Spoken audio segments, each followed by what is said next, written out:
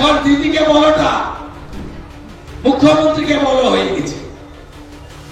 এখনো দুয়ারে সরকার নেই, বলে পাড়াতে সমাধান। আমি বলি পাড়াতে তৃণমূলকে তাড়াও, তাড়াও তৃণমূলকে, তাড়াও মমতাকে। পাড়াতে সমাধান তবেই হবে যেদিন এই চোরেদের আপনারা তাড়াতে পারবেন। মুখ্যমন্ত্রী বাংলা বাঙালি নিয়ে ঘুরে বেড়াচ্ছেন, আসল উদ্দেশ্য কি? এই বারাসাত উত্তর 24 পরগনা, এখানে লক্ষ লক্ষ দেশ ভাগের যন্ত্রণা নিয়ে 47 সালের পর থেকে ধর্মীয় কারণে হিন্দু হওয়ার জন্য, নমশূদ্র হওয়ার জন্য, মতুয়া হওয়ার জন্য বা হিন্দুদের অন্যান্য সম্প্রদায় থাকার জন্য আপনারা বাড়ি ছেড়ে পালিয়ে এসেছেন বাংলাদেশ থেকে। সেখানে জমি আছে, অর্থ আছে, স্বর্ণালঙ্কার আছে, কয়েক পুরুষের ভিটা আছে। 47-এ কংগ্রেস দেশ ভাগ করেছে, বিভীষিকাময় বিভাজন। আজও বাংলাদেশে আপনাদের আত্মীয় স্বজনরা, আমাদের স্বজাতি হিন্দুরা অত্যাচারিত হয় কেন?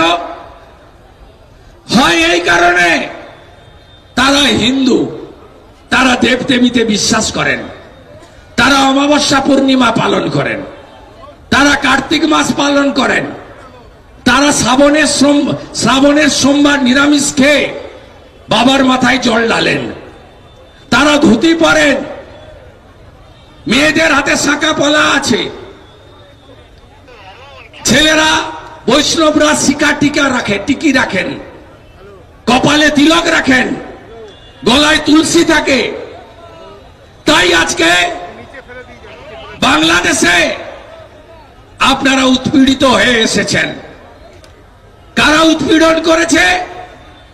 বাংলাদেশের জামাত, হেফাজত, রাজাকার, যারা পাকিস্তানের 71-এর যুদ্ধে ভারতের বিএসএফ সামরিক বাহিনী, ভারত সরকার সাহায্য করেছিল বঙ্গবন্ধু মুজিবুর রহমানকে। সেদিন যারা আল বদরের ভূমিকা নিয়েছিল, রাজাকারের ভূমিকা নিয়েছিল, পাকিস্তানের পক্ষ নিয়েছিল, সেই লোকেরা তারা আপনাদের উপর এখনো অত্যাচার করে। সেই বাংলাদেশের জামাত, হেফাজত, রাজাকার, তাদের হয়ে মুখ্যমন্ত্রী গলা ফাটাচ্ছেন। আরে হ্যাঁ, আমরাও বাংলায় কথা বলি, ওখানকার বাংলাদেশি মুসলমানও বাংলায় কথা বলি। ভাষার পার্থক্য আছে, চট্টগ্রামে একরকম, বরিশালে একরকম, সিলেটে একরকম, কিন্তু তারাও বাংলায় কথা বলে। এটা বাংলা বাঙালির জন্য বলছেন না।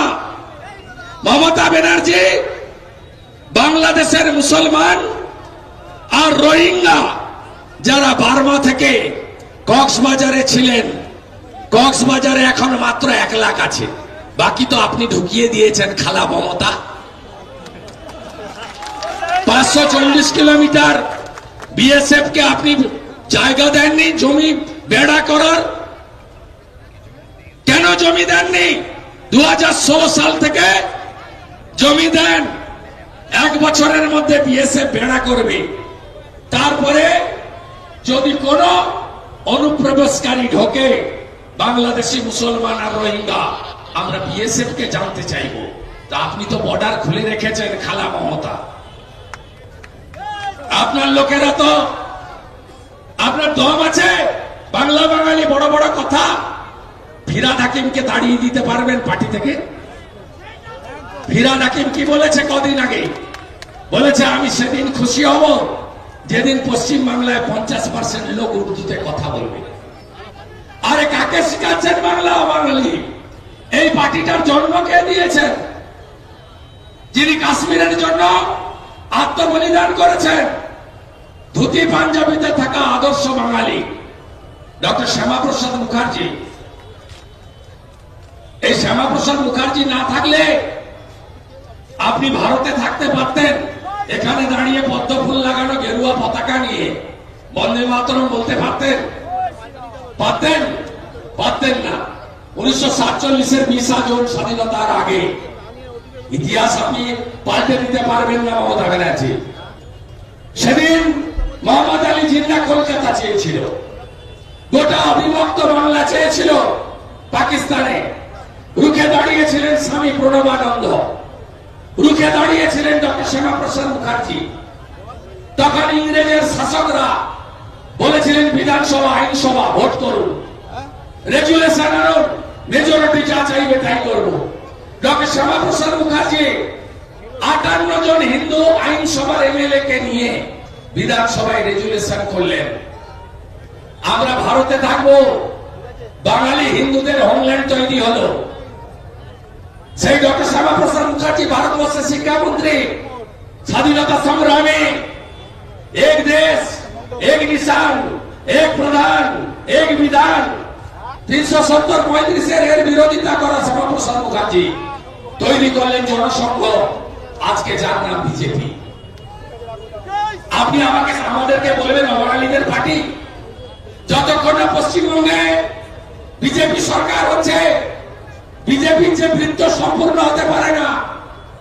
একটা বাঙালির নাম বলুন তো, যিনি কাশ্মীর থেকে কন্যাকুমারী, কচ্ছ থেকে শুরু করে কোহিমা পর্যন্ত যে কোনো কর্মসূচির আগে ফুল পান, ধূপ পান, প্রদীপ জ্বালাতে হয় রাজনৈতিক কর্মসূচিতে, তার নাম ডক্টর শ্যামাপ্রসাদ মুখার্জি।